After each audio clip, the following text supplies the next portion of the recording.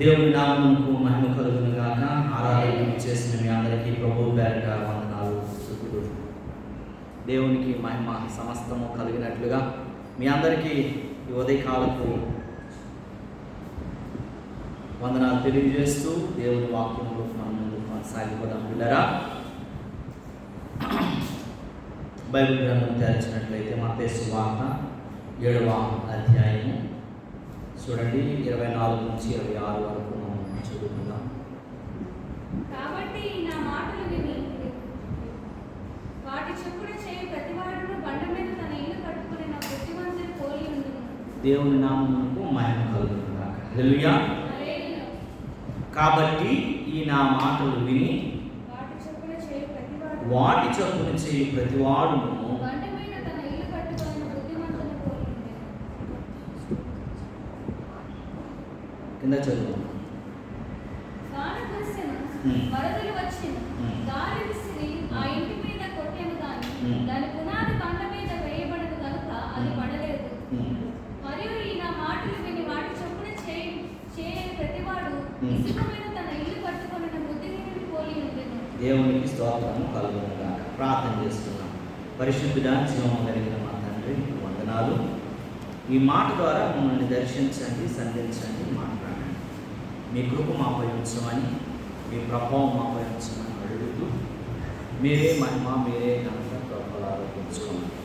ప్రతి మాట మా హృదయాన్ని, గణాంతరంగాన్ని దర్శించగలిగిన కృప ఉంచమని యేసునామములో అడుగుతున్నాము తండ్రి, ఆమేన్. దేవుని నామమునకు మహిమ కలుగును గాక. హల్లెలూయా. దేవుని వాక్యం చెబుతుంది. దేవుని మాటలు చెబుతున్నటువంటి మాటలు మనం జాగ్రత్తగా ఆలోచిస్తే, యేసు ప్రభు వారు ఒక 3 ప్రసంగాలు, బలమైన ప్రసంగాలు చేశారు బైబిల్ గ్రంథంలో. ఎంత బలమైన ప్రసంగాలు అంటే, ఆయన చేసిన ప్రసంగాల్లో కొండ మీద చేసిన ప్రసంగం అయితే, గెత్యమనే తోటలో చేసిన ప్రసంగం ఇంకోటి అయితే, కలువరి కొండపై చేసిన ప్రసంగం మరొకటి.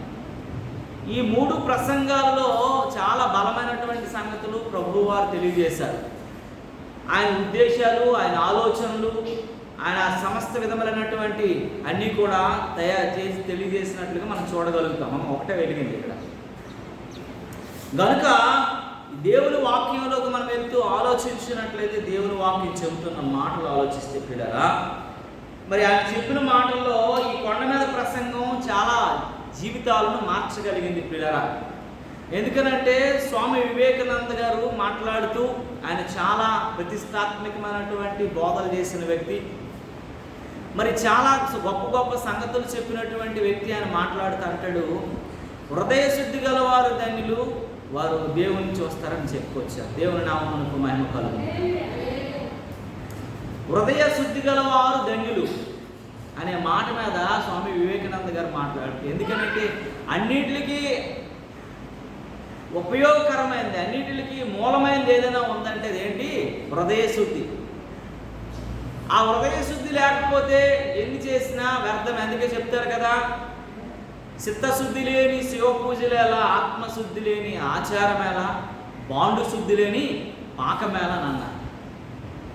నీ హృదయం శుద్ధి లేకుండా ఎన్ని పూజలు చేసినా వ్యర్థమే. నీ ఆత్మశుద్ధి లేకుండా ఎన్ని ఆచారాలు ఆచరించినా వ్యర్థమే. పాత్ర దీక్షా శుద్ధి లేకుండా ఎంత పాకం చేసినా సరే ఆ పాకం ఏమైపోద్ది? పాడైపోతుంది.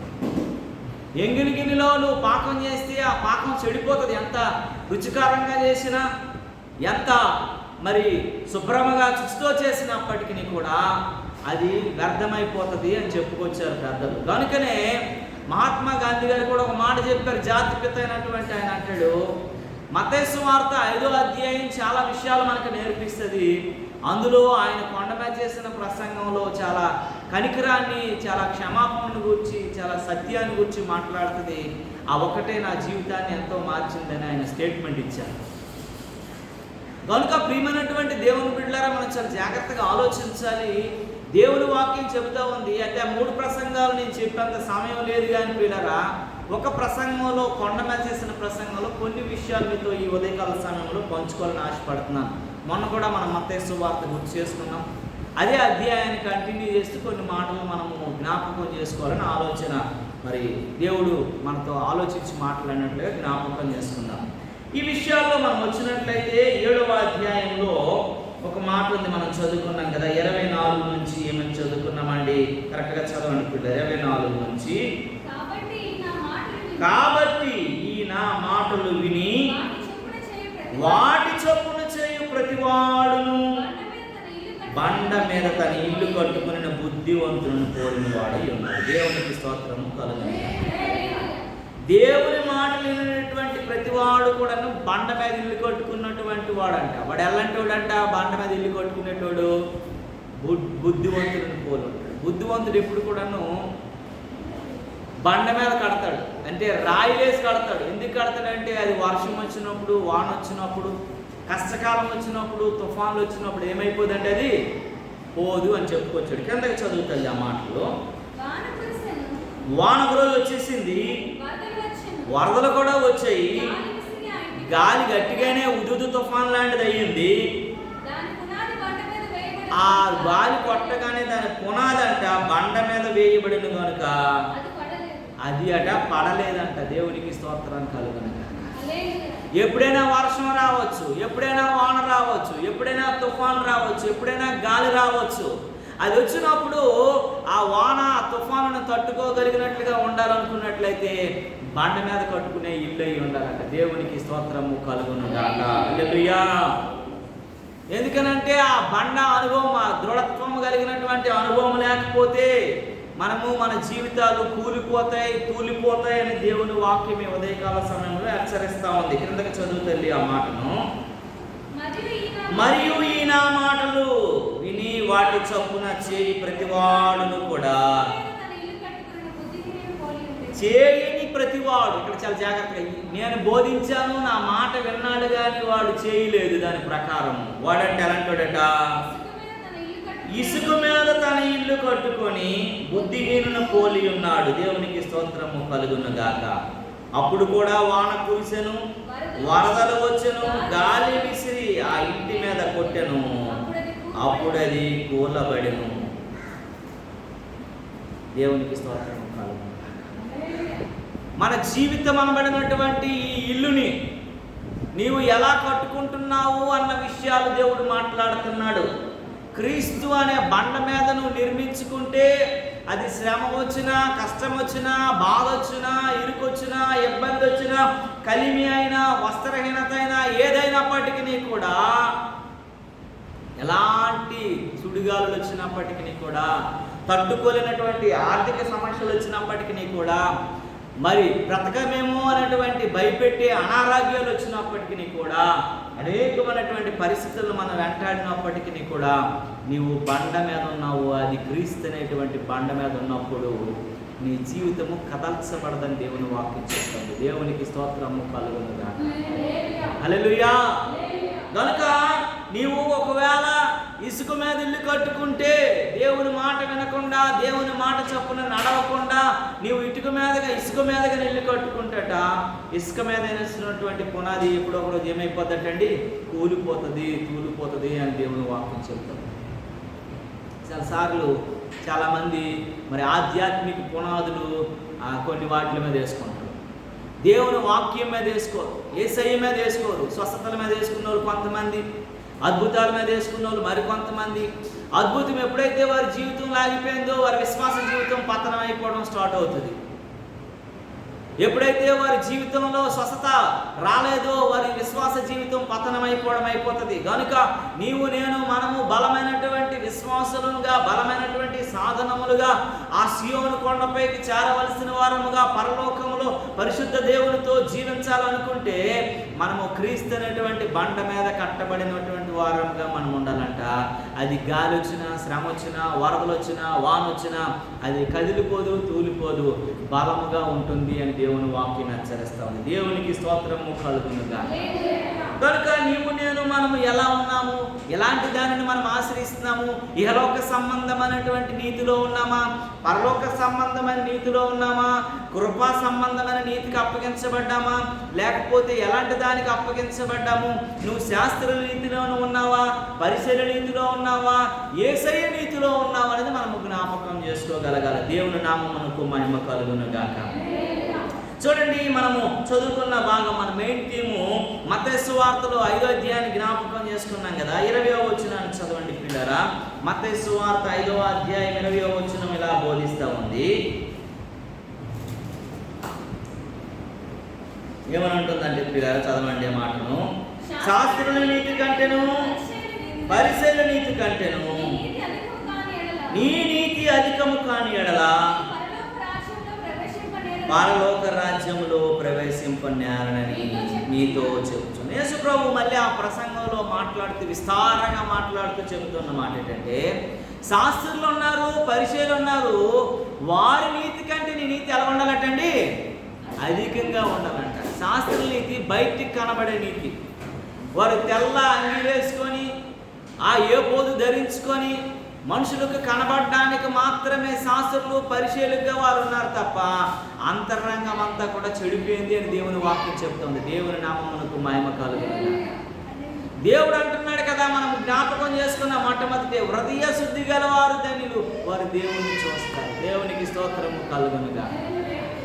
మన చేతికి ఒక ఏదైనా సరే ఒక అనారోగ్య సంబంధమైనటువంటి ఒక మచ్చ వచ్చింది, లేకపోతే ఒక దురదలు వచ్చాయనుకోండి, చేతికి ఎక్కడో దగ్గర ఒక ఇచ్చింగ్ వచ్చింది, దాని దగ్గరికి మనం వైద్యుని దగ్గరికి వెళ్ళి ఆ వైద్యుడితో మాట్లాడి, అయ్యా నాకు ఈ యొక్క మరి చర్మ వ్యాధి వచ్చింది, ఈ చర్మ సంబంధమైనటువంటి ఈ యొక్క కురుపులో నాకు చాలా నొప్పిగా ఉంది, బాగు చేయ్యా ఈ దురదనని చెప్పి మనం డాక్టర్ని సంప్రదించినప్పుడు వాడు ఒక ఆయింట్మెంట్ ఇచ్చాడు.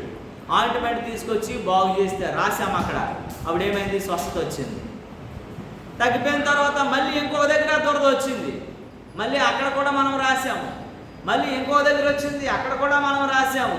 స్వస్థత వస్తూ ఉంది, తగ్గిపోతూ ఉంది, స్వస్థత వస్తూ ఉంది, పోతూ ఉంది. అప్పుడు డాక్టర్ దగ్గరికి వెళ్ళినప్పుడు మళ్ళీ మనం డాక్టర్ దగ్గరికి వెళ్తే ఇంకో డాక్టర్ని సంప్రదిస్తాం కదా. ఆ డాక్టర్ అన్నాడు, అమ్మా నువ్వు ఎంతవరకు రాసింది పైన వచ్చిన దానికి రాసావు, కానీ నీ యొక్క శరీరంలో ఉన్న లోపల అంతరంగికంగా ఎలా ఉన్నావో నువ్వు చూసుకోలేదు కనుక ముందు దానిని బాగు చేసుకోవాలని చెప్పి బ్లడ్ టెస్ట్ చేయగానే నీ బ్లడ్లో ఒక రకమైనటువంటి ఇన్ఫెక్షన్ ఉంది, దానికి యాంటీబయోటిక్ నువ్వు వాడితే నీ యొక్క రక్తం అంతా శుద్ధీకరించబడి ఆ చెడు ఉన్నటువంటి ఆ పురుగులు, ఆ చెడు ఉన్నటువంటి ఆ బ్యాక్టీరియాను చంపుతుంది, అప్పుడు నీ శరీరం అంతా నయమవుతుందని చెప్పబడుతుంది. కనుక మనం ఆలోచించాలా, లోపల బాగు పెడితే శరీరం పైన ఉన్నటువంటిదంతా స్వస్థత కలుగుతుంది. కనుక నీ అంతరంగం బయటికి ఎలా ఉన్నదనేది కాదు, బయటికి బాహ్య జీవితం ఎలా ఉన్నదని కాదు, అంతరంగికంగా నువ్వు ఎలా ఉన్నావు అనేది కావాలి దేవునికి. దేవునికి స్తోత్రము కలుగును గాక. అందుకే దేవుడు ధనవంతుడిని చూడలేదు, బీదలాజరునే చూశాడు. ధనవంతుడి వైపు మొగ్గు చూపలేదు, బీదలాజరు వైపే మనసు ఉంచాడు. ధనవంతుడిని పరలోక రాజ్యాన్ని చేర్చుకోలేదు, బీదలాజరునే పరలోక రాజ్యాన్ని. ఎందుకంటే ఆయన హృదయమును దాని అంతరాంద్రియములను గ్రహించేవాడంట. హృదయములో ఉన్నటువంటి సమస్తాన్ని తెలుసుకున్నటువంటి వాడు కనుక హృదయాన్ని బాగు చేసుకునే వారంగా మనం ఉండాలి. అందుకే చూడండి ఒక మాట ఏమనుందంటే, శాస్త్రుల నీతి కంటేను పరిశీలన నీతి కంటేను మన నీతి ఎలా ఉండాలంటే అండి? అధికంగా ఉండాలంట. శాస్త్ర నీతి ఏంటి, పరిశీలన నీతి ఏంటి అనేది మనం ఒకసారి జ్ఞాపకం చేసుకుందాం. 21వ వచనం చూడాలి. అక్కడ అంటాడు శాస్త్ర నీతి ఎలాంటిదో, నరహత్య చేయవద్దు,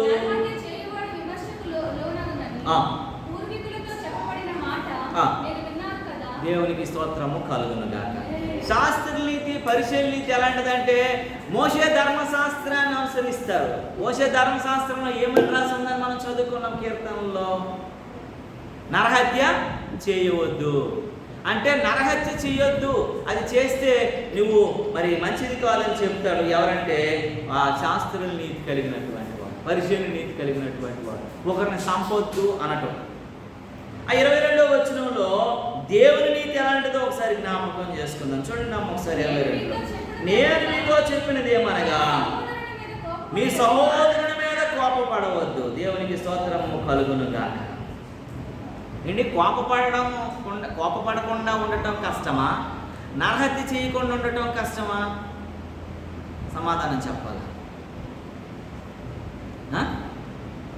కోపపడకుండా ఉండటం కష్టమా? నరహత్య చేయకుండా ఉండటం కష్టమా?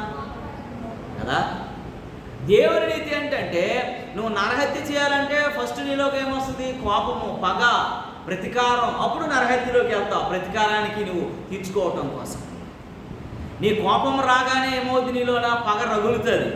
పగ ఎప్పుడు వచ్చిందో ప్రతీకారం తీర్చుకోవాలనుకుంటాం. ప్రతీకారం ఎప్పుడు తీర్చుకోవాలనుకుంటామో అప్పుడు నరహత్య. అంటే ముందు నువ్వు 3 మెట్లు ఎక్కాలా. కానీ దేవుడి నీతి ఎలాంటిది? దేవుడు చెప్పే నీతి ఎలాంటిది అని అంటే నువ్వు మొట్టమొదటి కోపమే పడకూడదంట. నీ కోపము సూర్యుడు ఉదయించి నుంచి ఎంతవరకు ఉండాలంటండి? అస్తమించే వరకే ఉండాలంట. నీ కోపము ఏ సహోదరుని మీద పడకూడదంట. నిన్ను వలే నీ పెరుగు అని ఏం చేయాలంటండి? ప్రేమించు అని బైబిల్ గ్రంథం చెబుతావు. శాస్త్ర నీతికి పరిశీలన నీతికి అదే తేడా అండి. శాస్త్ర నీతి ఏంటంటే నరహత్య చేయొద్దు అని అంటుంది. నువ్వు కోపపడు, నువ్వు వాళ్ళ కక్ష సాధించు, నువ్వు అన్నీ చెయ్యి అని చెబుతా ఉంది. నువ్వు ఇలా చేయకూడదు అని చెప్పి. కానీ దేవుని నీతి ఎలా చెప్తుందంటే అసలు నీ జీవితంలో నువ్వు కోపమే పడవు. ఏది కష్టమండి? నరహత్య చేయడం కష్టమా? కోపపడడం కష్టమా? కోపపడడం దాచుకోలేము, అణుచుకోలేము, చిరాకు వస్తూ ఉంటుంది. అది ఎంత మన కన్న బిడ్డనైనా సరే బండకేసి బాధలు అనిపించినటువంటి కోపం వచ్చేస్తూ ఉంటుంది. అంతే కదా. ఆయన చేసేటువంటి నువ్వు వెళ్ళొద్దురా బాబు అని పదే అంటున్నాడు అనుకోండి, మనం ఊరుకుంటామా? మనం ఊరుకున్నా మన చెయ్యి ఊరుకుంటుందా? అడిగి 2 వేస్తే కానీ ఆమె చల్లగా ఉంటుంది. కనుక ప్రియమైనటువంటి దేవుని బిడ్డలరా, దేవుని వాక్యం చెబుతున్నటువంటి మాటలు ఏంటంటే శాస్త్రనీతి నరహత్య చేయకూడదు, శాస్త్రనీతి దొంగలించకూడదు, శాస్త్రనీతి నువ్వు ఇలా ఉండకూడదు, అలా ఉండకూడదు అని చెబుతే తప్ప దేవుని నీతి ఎలాంటిదనంటే, అంతరంగిక నీతి ఎలాంటిదనంటే దేవుని వాక్యం చెబుతూ ఉంది, దేవుని మాటలు చెబుతూ ఉంది. అసలు నేను కోపమే ఉండకూడదు. ప్రేమ ప్రేమ ప్రేమ ప్రేమ. యేసు ప్రభు వారు అందుకే కదండి ఏం చూపించాడు? తండ్రి వీరు ఏమి చేయుచున్నారో వీరు ఎరుగురు కనుక వీరిని క్షమించు ప్రభువు అని అన్నాడు. వారు కొడుతున్నారు, వారు హింసిస్తున్నారు, వారు ఉమ్మేస్తున్నారు, బట్టలు తీసి పంచుకుంటున్నారు, అన్నీ చేస్తున్నారు. నేను ఒక బుక్ చదివాను. ఆ బుక్లో రాసింది రొనాల్డ్ హిట్ అనేటువంటి ఒక ఆయన రాశాడు బుక్. ఏంటంటే అసలు యేసు ప్రభు ఎంత వాల్యుబుల్ పర్సన్ అంటే ఆయన వస్త్రాన్ని మొక్కలు చేసుకొని చీపులు వేసుకునేటువంటి పరిస్థితి, సిరిగిపోయినటువంటి, అరిగిపోయినటువంటి, రక్తసిక్తమైపోయినటువంటి బట్టలకు కూడాను చీట్లు వేసుకొని పంచుకోగలిగినంత వాల్యూ ఉందంట. అంటే ఆయన బట్టకే అంత వాల్యూ. ఎవరది? ఎవరు వేసుకుంటున్నారట? ఇంతవరకు హింసించిన వాళ్ళు, ఇంతవరకు కొట్టునోళ్ళు, ఇంతవరకు ఉమ్మేసిన వాళ్ళు, ఇంతవరకు అపహాసం చేసినటువంటి వారు, ఇంతవరకు హేళన చేసిన మనుషులే ఆయన అంతవరకు ఉదయం నుండి సాయంత్రం వరకును రక్తశక్తమైపోయి పాడైపోయినటువంటి బట్టలకు కూడా ఏం చేసుకున్నటువంటి పరిస్థితి అండి?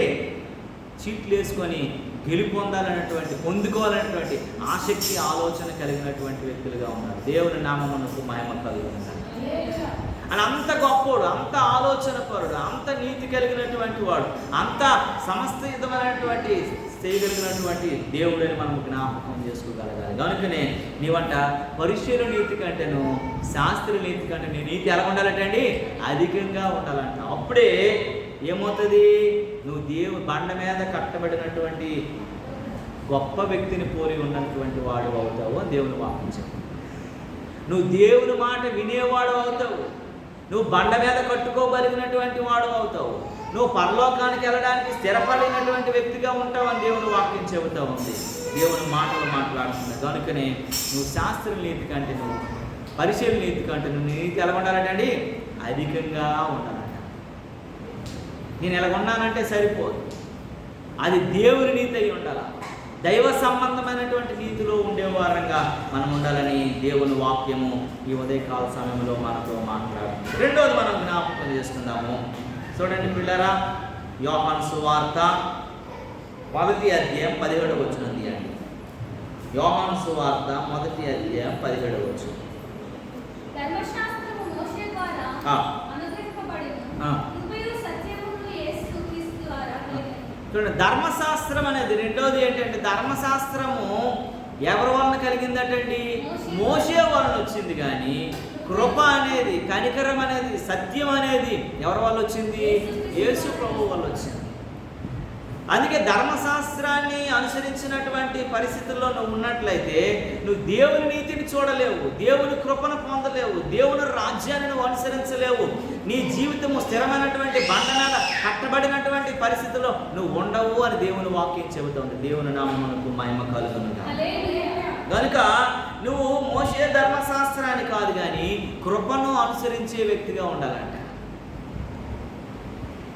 కృప అందరిపైన దేవుడు చూపిస్తున్నాడు కదండి. ధర్మశాస్త్రం అలా కాదు, అందరినీ ఎంచి ఏరి చూపించింది ధర్మశాస్త్రం. కానీ కృప అలా కాదంట. ప్రతి ఒక్కరిపైన కూడాను అడిగిన ప్రతివాడికి ఇవ్వబడును అంటాడు. అడుగుడి మీకు ఇవ్వబడును, అడుగు ప్రతివాడికి ఇవ్వబడును. కృప దేవునికి స్తోత్రము కలుగును. కనుక ధర్మశాస్త్రం మోషే వల్ల వచ్చింది, కృపా సత్యం ఎవరి వల్ల వచ్చిందటండి? యేసుక్రీస్తు వలన వచ్చింది. కనుక మనం ఈ మత్తయి సువార్తలోని 5వ అధ్యాయంకి వస్తే 27వ వచనాన్ని మళ్ళీ చదువుకుందాం ఒకసారి. మనం కంటిన్యూషన్ అవుతున్నాం. మత్తయి సువార్త 5వ అధ్యాయం 27వ వచనం. వ్యభిచారం చేయవద్దని చెప్పబడిన మాట మీరు విన్నారు కదా. నేను మీతో చెప్పుచున్నదేమనగా, ఒక స్త్రీని మోహపు చూపుతో చూచి ప్రతివాడు అప్పుడే తన హృదయమందు ఆమెతో వ్యభిచారం చేసిన వాడెవరు? దేవునికి స్తోత్రం కలుగును గాక. ఇక్కడ చూడండి, మనకి రెండోది ఏంటంటే మోషే ధర్మశాస్త్రానికి అంటే శాస్త్ర నీతికి దేవుని కృపకి తేడా ఏంటంటే, ధర్మశాస్త్రం ఏం చెప్తుంది? వ్యభిచారం చేయవద్దని చెప్పబడినటువంటి మాట మీరు విన్నారు కదా. అంటే వ్యభిచరించొద్దు అని ఎక్కడ రాసి ఉంది? 10 ఆజ్ఞల్లో ఒక ఆజ్ఞ. కానీ యేసు ప్రభు చెప్పిన మాట ఏంటో తెలుసా? ఏంటంటే మోహపు చూపే పాపం. మన మనసులో అనుకుంటే ఆ పాప బాగుంది అని అనుకోవడమే పాపం అంట. మన మనసు ఎలా ఉండాలా? హృదయ శుద్ధి కదండి. హృదయ శుద్ధి గలవారు ధన్యులు వారు దేవుడు. నువ్వు దేవుని చూడాలంటే నీకు ఆ చెడు ఆలోచన కాదు కదా, ఎవ్వరికి అసలు ఏది రాకూడదంట నీ మైండ్లో. నీ మైండ్ అంతా ఎలా ఉండాలంటే స్వస్థ బుద్ధి గలవారమే ఉండాలండి. దేవునికి స్తోత్రము కలుగును. స్వస్థ బుద్ధి అంటే ఏంటి? పాపముల చేతను అపరాధముల చేతను మన హృదయం ఏమైపోయిందటండి? పాడైపోయింది. అది యేసయ్య రక్తంతో స్వస్థపరచబడింది. కాబట్టి మన బుద్ధి ఎలా ఉండాలంటే స్వస్థ బుద్ధి ఉండాలంట. ఎందుకంటే హృదయం అన్నింటికంటే మోసకరమైనది, అది ఘోరమైన వ్యాధి. అనారోగ్యంతో నిండిపోయింది, పాపరోగ్యంతో నిండిపోయింది, శాపరోగంతో నిండిపోయింది. కనుక దాన్ని బాగు చేసుకున్న తరువాత మనము దాన్ని ఎలాంటి బుద్ధిలోకి వస్తామంటండి? స్వస్థ బుద్ధిలోనికి వస్తాం. దేవుని నామమునకు మహిమ కలుగును. మనం స్వస్థ బుద్ధి కలిగిలోనికి రావాలంట. స్వస్థతలోనికి మనం రాగలగాలి. మన బుద్ధి మార్పు చెందగలిగే వ్యక్తులుగా ఉండాలి. చాలాసార్లు మనం మాట్లాడతాం కదా, ఇడు వంకర బుద్ధుడని అంటాడు. ఇడు బుద్ధి మారలేదురా, మనిషి మారాడు, ఎద్దులా పెరిగాడు అంట. ఎందుకనంటే మనకి స్వస్థ బుద్ధి ఇంకా రాలేదని. దేవుని వాక్యం చెబుతూ ఉంది, దేవుడు మాట్లాడుతున్నాడు. వ్యభిచారం చేయొద్దు అని ధర్మశాస్త్రం చెప్తుంది, శాస్త్రనీతి చెప్తుంది, పరిశీలనీతి చెప్తుంది. కానీ దేవుని వాక్యం యేసు ప్రభు మాట్లాడుతున్న మాట ఏంటో తెలుసా అండి? అసలు మోహపు చూపే పాపం, చెడుగా నువ్వు ఆలోచించడమే పాపం, చెడుగా అనుకోవటమే పాపం, ఊహించడమే పాపం. అందుకే ఓ పాట ఒక భక్తుడు రాశాడు, ఊహల్లోనైనా పాపము చేయని ప్రతిష్టనీయయా, ఊహలోనైనా పాపము చేయని ప్రతిష్టనీయమయా, ప్రతి చోట నీ సాక్షిగా ప్రభువాని ప్రతినిధిగా, ఊహలోనైనా పాపము చేయని ప్రతిష్టనీయయా. ఊహలో కూడా రాకూడదంట పాపపు ఆలోచన. అది నిజమైనటువంటి నువ్వు ప్రతిష్ఠితలోకి రావటం, నిజంగా దేవుని మాట వినటం, నిజంగా దేవుని మీద నీ జీవితాన్ని కట్టుకోవటం, నిజంగా పరలోకపు ప్రయాణానికి నువ్వు సిద్ధపడటం అంటే ఏంటంటే వ్యభిచరించటము అని ధర్మశాస్త్రం చెబుతుంది. వ్యభిచరించొద్దు అని ఏంటండి శాస్త్రనీతి పరిశీలన చెప్తుంటే యేసు ప్రభు చెబుతున్న మాట ఏంటో తెలుసా? మోహపు చూపే పాపం. నువ్వెంత క్లోజ్ టు హార్ట్ ఉండు, కానీ నీ ఆలోచన మాత్రం మంచిగా ఉంది. నీ బుద్ధి మంచిగా ఉండాలి, నీ స్థితి మంచిగా ఉండాలి, నీ ప్రతిష్ట మంచిగా ఉండాలని దేవుని వాక్యం చెప్తుంది. దానికనే రెండోది గంట ధర్మశాస్త్రము మోషే వల్ల వచ్చింది, కృపాసత్యము ఎవరి వల్ల వచ్చిందటండి? యేసు ప్రభువు వల్ల వచ్చింది.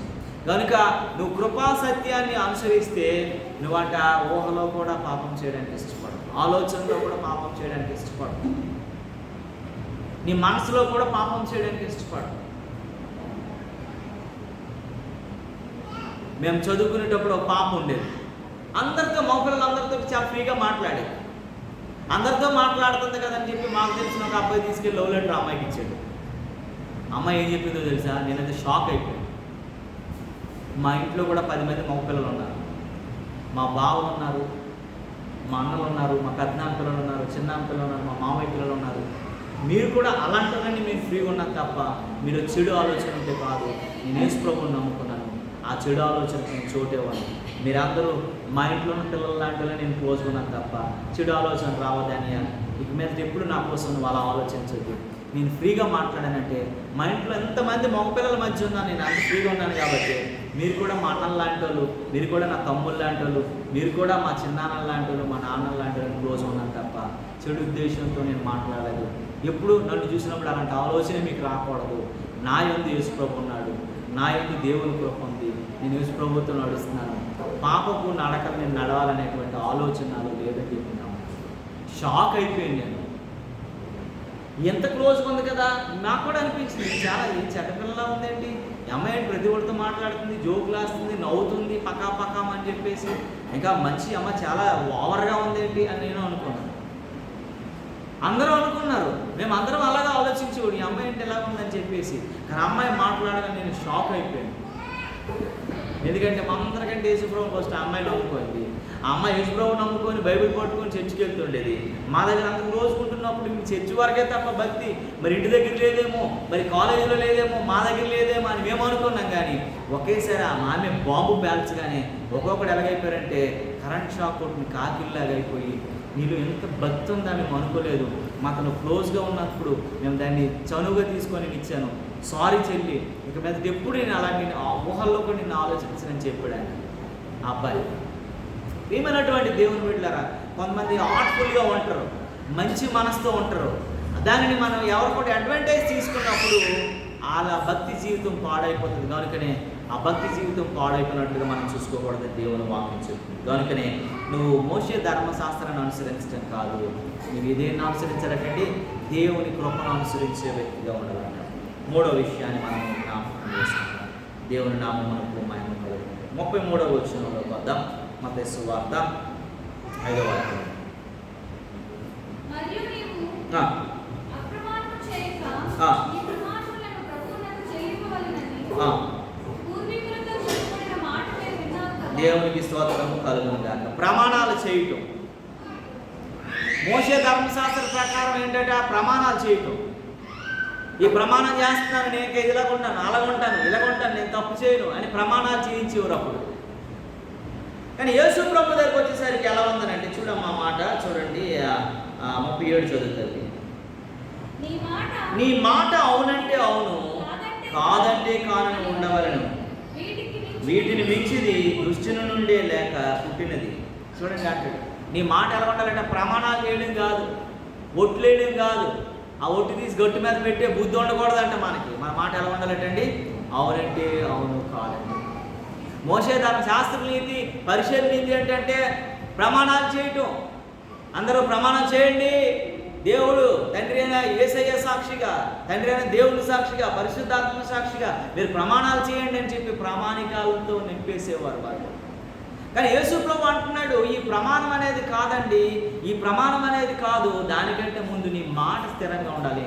నువ్వు అవునంటే అవును, కాదంటే కాదు. నేను చేయలేనంటే చేయలేను, నేను నడవలేనంత వరకు అంటే నడవను అంతే, నేను తినలేనంటే తినను అంతే. ఒక డెసిషన్ నీ మేక్స్ ఎలా ఉండాలంటే అది పర్ఫెక్ట్ అయినటువంటి డెసిషన్ ఉండాలి. నువ్వు తీసుకున్నావనంటే అది చాలా చక్కగా ఉండగలగాల. ఆ అద్భుతమైనటువంటి డెసిషన్ నువ్వు తీసుకున్నావంటే ఇంకెవరు ఎంచగలిగినటువంటిదిగా ఉండకూడదండి. దేవునికి స్తోత్రము కలుగునుగా. కనుక శాస్త్ర నీతిని, పరిశీలన నీతి నువ్వు ఆలోచిస్తే శాస్త్ర నీతి ఎలాంటిదనంటే ప్రమాణం చేసేవారు, ఒట్టు పెట్టేవారు, ఆ ఒట్టు మీద నిలబడేవారు. మనం కూడాను ఈరోజు చాలాసార్లు చాలా దగ్గర నేను మొన్న ఊరు వెళ్ళాను. ఆ ఊరిలో గొడవ జరుగుతూ ఉంది. మనం త్రోవలు వెళ్ళిపోతున్నప్పుడు అన్ని చూస్తూ ఉంటాం కదండి.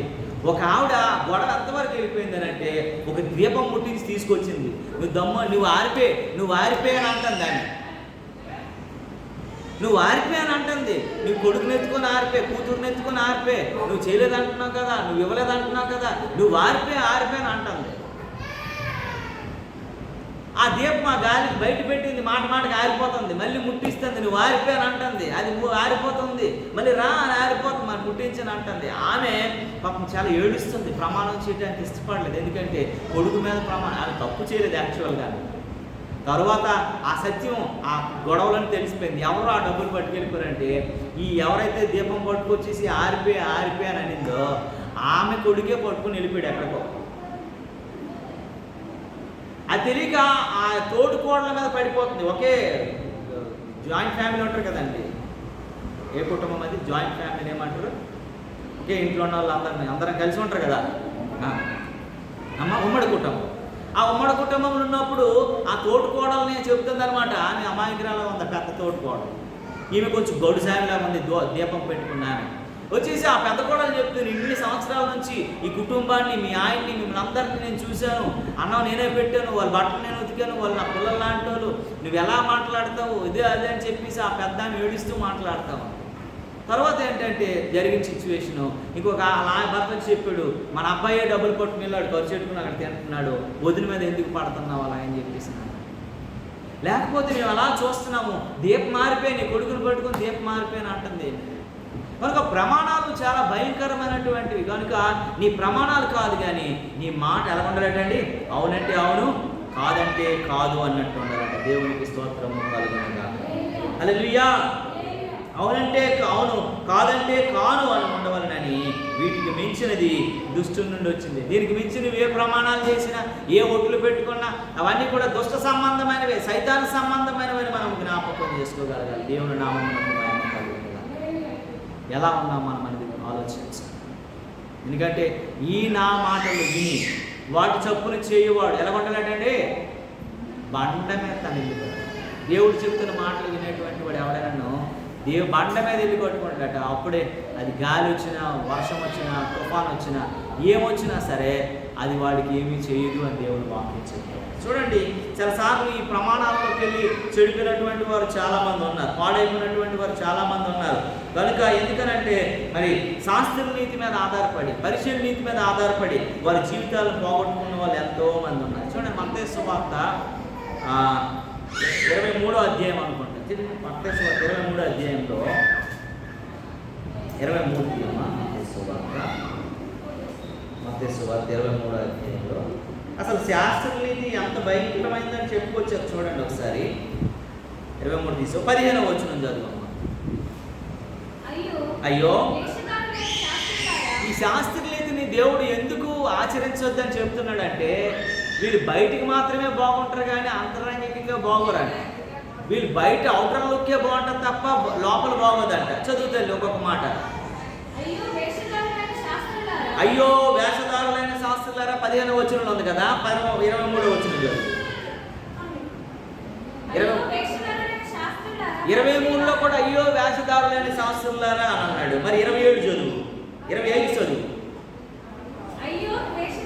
అయ్యో వేషధారులైన శాస్త్రులారా అన్నాడు. 27 చదువు. అయ్యో వేషధారులైన శాస్త్రులారా అన్నాడు. 29 చదువు. ఒకే అధ్యాయంలో ఇన్నిసార్లు అయ్యో వేషధారులైన శాస్త్రులారా, అయ్యో వేషధారులైన శాస్త్రులారా, అయ్యో వేషధారులైన శాస్త్రులారా అన్నారంటే వారు బయటికి మాత్రమే. ఒక పాట మనం పాడతాం కదా, పైకి భక్తి వేషం హృదయంలో మోసం, ఇదే ప్రభువా విశ్వాస జీవితం అని మనం పాడతాం కదా. ఎందుకంటే వాళ్ళని పైకి మాత్రమే శాస్త్రులు, పైకి మాత్రమే నియమించబడిన వారు, పైకి మాత్రమే భక్తిలో ఉన్నటువంటి వారు మాత్రము లోపలంతా కూడా వేషధారణ అని అంటున్నాడు. బైబిల్ ఏం చెప్తుందో తెలిసిన, వేశ్యనైనా క్షమిస్తాను కానీ వేషధారిని క్షమించిన. ఎందుకంటే ఆమె బ్రతుకు తెరుగు కొరకు వ్యభిచారం చేసుకుంటుంది. ఆమె ఒకరోజు పశ్చాత్తాపడి వస్తే నేను క్షమిస్తాను ఆమెని, ఈ మధ్య మనము యూట్యూబ్లో ఒక ఆమె షకీల్ అనేటువంటి ఒక సినిమా ఫిల్మ్ యాక్టర్ చూసాం మనం. ఆమె సాక్ష్యం చెప్పింది, పబ్లిక్గానే చెప్పింది. నాకు ఒక రోజు ఉంటే 15 లక్షలు ఇస్తాను అన్నాడు వ్యభిచారం చేయమని. అంటే యేసు ప్రభు అంటే ప్రార్థన చేసుకుంది అంటే ఏంటంటే నాకు 10,000 రోజుకు వస్తే చాలు ప్రభు అని, నేను తప్పుడు పని చేయను, ఇంతవరకు నేను వ్యభిచారిగా బతికాను, ఇక మీద నేను తప్పుడు పని చేయను, నాకు రోజుకి 10,000 ఇస్తే చాలు అని అంటేట దేవుడు 2 లక్షలు 1,50,000 ఆ సినిమాల్లో తీసి ఆ యాక్టింగ్లో వచ్చేదాన్ని రోజుకి. ఆ 10 వస్తే 1,00,000 2 లక్షలు వస్తున్నప్పుడు ఇక నేను జీవితంలో వ్యభిచారం చేయను ప్రభు, నా పాపాలను ఒప్పుకుంటాను, నేను పరిశుద్ధురాలుగా బ్రతుకుతాను, నేను నీతిగా బ్రతుకుతానని చెప్పడం మొదలు పెట్టిందంట. ఒక రోజు ఒక ఆయన ఫోన్ చేసి ఈ రోజు నాతో నువ్వు ఉంటే నీకు 15 లక్షలు ఇస్తాను అన్నాడట. ఆయన ఫోన్ చేసి నేను యేసు ప్రభువుని నమ్ముకున్నాను, నేను ముస్లింనైనప్పటికీ నీ ప్రభువే నన్ను ఈరోజు నిలవబెట్టాడు, నేను ఏ తప్పు చేయనండి, 15 లక్షలు నాకు అవసరం లేదు, నేను తప్పే చేయను. యూట్యూబ్లో మీరు చూడండి, షకీలా ఫిల్మ్ యాక్టర్ అని కొడుతూ వస్తుంది ఆమె చెప్పిన సాక్షి. 15 లక్షలు ఒక రోజు ఉంటే ఇస్తానంటే ఆ మొద్దు రిజెక్ట్ చేసి పడేసిందండి. యేసు ప్రభువు నీతిని నేను అనుసరిస్తున్నాను, నేను బయటికి కాదు లోపల అంతరంగికంగా నేను స్వస్థపరచబడాలి, నేను బయటికి కాదు నేను అంతరంగికంగా బాగుపడాలి, నేను బయటికి కాదు అంతరంగికంగా నా జీవితం మార్చబడాలి, నేను శాస్త్ర నీతి పరిశీలన నీతి కాదు, నేను యేసయ్య నీతిలో ఉండాలని చెప్పేసి రిజెక్ట్ చేసి పడేసింది ఆ ధనాన్ని. ఎందుకంటే వాళ్ళు వేషధార సంబంధమైనటువంటి ఎన్ని దగ్గర అంటే 5-6 దగ్గరికి రాసింది, అయ్యో వేషధారులైన శాస్త్రులారు, అయ్యో వేషధారులైన శాస్త్రులారు, అయ్యో వేషధారులైన శాస్త్రులారు. అందుకే శాస్త్రుల నీతి కంటేను పరిశీలన నీతి కంటేను నీ నీతి ఎలా ఉండాలంటండి, అధికంగా ఉండాలి. అది మనం అనుసరించకూడదు. మన నీతి దేవుని నీతి అయి ఉండాలి. ఆయన నీతికి రాజు అని చెప్తున్నాడు, ఆయన షాలేం రాజు. అందుకంటాడు మీరు కింద వాటిని వెతకొద్దు, ఆయన నీతిని ఆయన రాజ్యాన్ని మీరు వెతకండి. కిందనట ఇవన్నీ ఏమున్నాయంటే చెత్త చెదా. పంది చూడండి, పంది ఎటు చూస్తుంది ఎప్పుడునో పైకి ఎప్పుడు చూసే ఇవి ఉండవు, ఎప్పుడు దాని ఆలోచన అంతా మురుక్కాలువల వైపు కిందన ఏముందా ఈ గలీజంతా చూసుకొని బ్రతుకుతా తప్ప ఎప్పుడు కూడా అది పైకి చూసే ఆలోచన. ఎంత ఎండ వచ్చినా, ఎంత వాన వచ్చినా, ఎంత పెను తుఫాను వచ్చినా తన ఆలోచన అంతా కూడా క్రింద వైపే చూస్తూ ఉంటుంది. కానీ చచ్చిపోయినప్పుడు ఆ పందిని కాలు కట్టి ఆ కాళ్ళ మధ్యలో కర్ర పెట్టి ఇలా తీసుకుని వెళ్తున్నప్పుడు మాత్రం పైన కూడా ఒకటి ఉంది, ఆకాశం ఉంది అనేసి. కనుక ప్రియమైనటువంటి దేవుని బిడ్డలారా, మనం ఈ లోకంలో ఉన్నదంతా రోత కనుక ఆయన నీతిని వెతికే వారంగా ఉండాలంట. ఆయన నీతికి రాజు, షాలేము రాజు అయినటువంటి దేవుని వెతికే వారంగా ఉండాలంట. ఎందుకంటే అయ్యో వేషధారులైన శాస్త్రం, ఆ నీతి మనం అనుసరిస్తే అందులో వేషధారణ, ఆ నీతిని మనం అనుసరిస్తే అందులో పాపం ఉంది, ఆ నీతిని మనం అనుసరిస్తే అందులో దేవునికి వ్యతిరేకత ఉంది, ఆ నీతిని మనం అనుసరిస్తే అందులో బుద్ధిహీనత ఉంది. మనం ఇల్లు ఎక్కడ కట్టుకుంటామండి, ఇసుక నేలలో కట్టుకునే వారంగా అయిపోతాము. కనుకనే దాన్ని అనుసరించకూడదని దేవుని వాక్యం చెప్తుంది. చూడండి, అననీయ సప్ఫీరాలు మనం చూసాం కదా, వారు దేవునికి అన్నీ ఇచ్చేస్తామన్నటువంటి ఒక నిబంధనలోనికి వచ్చారు. వచ్చేసి మంచి ప్రసంగం విన్నారు, ప్రసంగం వినగానే ఇచ్చేస్తామని చెప్పేసి బయటకు వచ్చేసారు. వచ్చేసి మా ఆస్తి అంతా అమ్మేసి మేము దేవునికి ఇచ్చేస్తామని చెప్పేసి పెద్ద సాక్ష్యం చెప్పారు. మనిషి ఒకసారి, ఆ భర్త ఒకసారి, భార్య ఒకసారి. ఆ తర్వాత ఎక్కువ రేటు వచ్చిందో ఏమొచ్చిందో తెలియదు. అమ్మినప్పుడు ఎంత డబ్బులు పాస్టర్ గారికి ఎందుకు ఇవ్వాలి, దేవుని మందిరానికి ఎందుకు ఇవ్వాలి, దేవుడికి ఎందుకు ఇవ్వాలని ఆలోచన సగం దాచుకున్నప్పుడు, వేషధారణ సంబంధమైన ఆలోచన కలిగినప్పుడు ఏమైపోయిన నాణ్య సభ్యులు ఉప్పు స్తంభాలుగా మారి. అందుకే వేషధారణ సంబంధమైనటువంటి స్థితి ఉండకూడదు. అయ్యో వేషధాస్తులుగా వేషధారులాగా, పరిశీలన వేషధారులాగా, అలాంటి బుద్ధి లేకుండా ఉండాలంట. కనుక సమస్తాన్ని పోగొట్టుకున్నటువంటి వారై. చదవండి ఒకసారి, చదువుతున్న మాట అపోస్తలుల కార్యగ్రంథం చివరిగా చదివి మనం ముగించుకుందాం. అపోస్తలుల కార్యగ్రంథం 5వ అధ్యాయం 3 నుండి 5 వచనాలు చదవండి. అప్పుడు పేతురు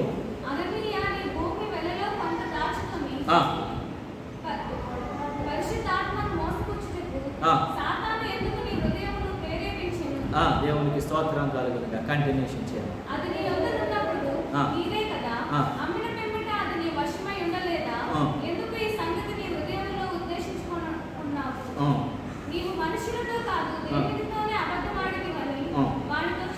దేవునికి స్తోత్రము కలుగును. అసలు అది నీ ఆస్తే కదరా బాబు, అది నీ భూమే కదరా బాబు, అది నీ డబ్బే కదరా అయ్యా, నీకు ఎవడు దేవుడే అడిగాడా, నీకు ఇమ్మన్నాడా, నువ్వే ఇస్తానన్నావు కదా, నువ్వే చేస్తానన్నావు కదా, నువ్వే ధారాళంగా ఇచ్చేస్తానని చెప్పినటువంటి నీవెందుకయ్యా ఇప్పుడు అబద్ధం ఆడవలసింది? నువ్వు అబద్ధం ఆడేది ఎవరితో అబద్ధం ఆడేవు? మనుషుడితో కాదు, నువ్వు దేవుడితోనే అబద్ధం ఆడావు. నువ్వెంతవరకు దేవుని నీతిని అనుసరించలేదు. వేషధారులైనటువంటి శాస్త్రుల నీతి అనుసరించి ఆ వేషధారిని చూపించావు. ఎందుకయ్యా? అందుకే దేవుని కోపం నీ మీద రగిలిపోయింది. కింద చదువు 5వ వచనం చదువుతాను. అననీయ ఈ మాటలు వినిచునే పడి ప్రాణము విడువగా దేవునికి స్తోత్రము కలుగునుగా. అలా వినగానే చచ్చిపోయాడంట ఆయన. పెద్ద టైం అవసరం లేదు. అందుకనే వేషధారి జీవితం కాదు. దేవుని వాక్యం చెప్తుంది, శాస్త్ర నీతి కంటేను పరిశీలన నీతి కంటేను మన నీతి ఎలా ఉండాలంటే అధికంగా ఉండాలి. మనము జ్ఞానం కలిగిన వారు, వివేచన కలిగిన వారంగా, మనము బంట మీద ఇల్లు కట్టుకునే వారంగా ఉండాలి. ఎలాంటి శ్రమ వచ్చినా, ఎలాంటి బాధ వచ్చినా, ఎలాంటి కష్టం వచ్చినా, ఎలాంటి నిట్టూర్పు వచ్చినా, ఎలాంటి పరిస్థితులు ఎదురైనా, ఎలాంటి కష్ట సుఖాలు వచ్చినప్పటికీ కూడా నువ్వు కదల్చబడవని చెప్తుంది. వాన కురిసి వరదలు వచ్చినా, గాలి విసిరి ఇంటి మీద కొట్టినా కానీ దాని పునాదంట బండ మీద వేయబడిన కనుక అది పడదంటే ఎప్పుడు కూడా. ఈ నా మాటలు విని వాటి చొప్పున చేయి ప్రతివాడును కూడాను ఇసుక మీద ఇల్లు కట్టుకొని బుద్ధి ఎవడైతే అలా ఉంటాడో, ఈ మాటలు వినడం అందరూ కూడా ఇసుక మీద కట్టుకుంటే పడిపోయినటువంటి పరిస్థితి, కూలిపోయినటువంటి పరిస్థితి, భూస్థాపితమైపోయినటువంటి పరిస్థితి వస్తుంది కనుక అలా ఉండకూడదని అంటున్నాడు. మనం బండ మీద ఇల్లు కట్టుకునేవారు. అది వర్షం వచ్చినా, వాన వచ్చినా, కష్టం వచ్చినా, శ్రమ వచ్చినా, బాధ వచ్చినా, ఇరుకు వచ్చినా, ఇబ్బంది వచ్చినా విశ్వాసము బలమైనది కాబట్టి మనం ఈరోజు నిలవబడగలిగాం. విశ్వాసం మనం సరి లేకపోతే మనం పతనం అయిపోయి ఉండేవారు. విశ్వాసం సరిగా లేక మనం పాడైపోయి ఉండేవారు. విశ్వాసం మనం ఇంకా శాస్త్ర నీతి పరిశీలన నీతి అనుసరించినట్లయితే, వాటి నీతి కంటే అధికం కాకపోయినట్లయితే ఇప్పుడు మనము కూలబడిపోయినటువంటి వారమే. కనుకని నీవు నేనంట వారి నీతి కంటే మన నీతి అధికమైనదిగా ఉండాలి. మొట్టమొదట వారి నీతి ఏంటంటే, పిల్లరా, నీవు నేను మనము నరహత్య చేయటం కంటే కోపాన్ని ఉంచుకోగలిగినటువంటి దేవుని కృపను మనం దేవుని నీతిని అనుసరించాలి. విభజించడం కంటే మోహపు చూపే తప్పు అనేటువంటి దేవుని నీతిని అనుసరించాలి. ప్రమాణాలు చేయటం కంటే మాట అవునంటే అవును, కాదంటే కాదనేటువంటి మాట మీద నిలవబడగలిగిన అనుభూతులు ఉండగలగాలి. అననీయ వ్యాసధారణ జీవితం కాదు, యేసయ్య జీవితం లాంటి సమర్పణ జీవితంలో నీవు నేను రాగలిగే వారనుంటే దేవుని కృప మనల్ని బండ మీద కట్టబడినటువంటి వారంగా ఉంచటమే కాదు, గాలి వచ్చినా, వర్షం వచ్చినా, వాన వచ్చినా, తుఫాను వచ్చినా, ప్రళయం వచ్చినా నిన్ను నన్ను ఏది కదల్చలేదని స్థిరమైన పునాదులు మనం ఉంచుతుందని దేవుని వాక్యం చెప్తుంది. దేవుని కృప మనతో తోడైంది ఈ మాటలు మనలో ఫలించబడినగా. ఆమె ప్రార్థన చేసుకుందాం. ఈ సమయంలో దేవుని సముఖంలో కూడినటువంటి మనము 10 నిమిషాలు ఆలోచిద్దాం, జ్ఞాపకం చేసుకుందాం. ప్రభువా, నీ సన్నిధికి వచ్చాను, నీ సముఖంకి వచ్చాను.